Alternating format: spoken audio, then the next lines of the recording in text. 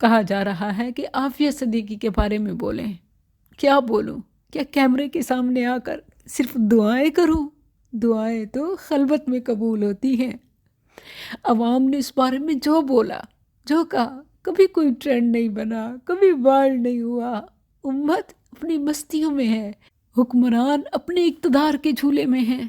کس کو جگایا جائے، کس کو اٹھایا جائے؟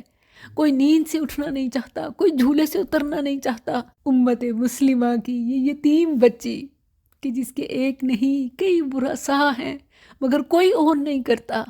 آج تک کسی اسلامی ملک کے سیاستدان نے، جرنیل نے، سفیر نے اور اپنے ملک میں ان 20 سالوں میں کس نے اقتدار کے مزے لوٹے؟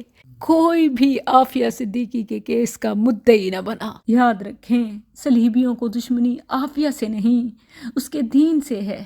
انہیں خطرہ اسلحہ سے لیس فورسز سے نہیں، ایمان سے لیس نہتی عورت سے ہے۔ مجھے دکھ ہوا جب سینیٹر مشتاق نے اس حوالے سے کی جانے والی حالیہ کوششوں میں یہ بتایا کہ میں اب بھی کسی حکومت کی نمائندگی کرتے ہوئے نہیں یا کسی پارٹی کی طرف سے نہیں بلکہ ذاتی حیثیت سے یہاں تک پہنچا ہوں۔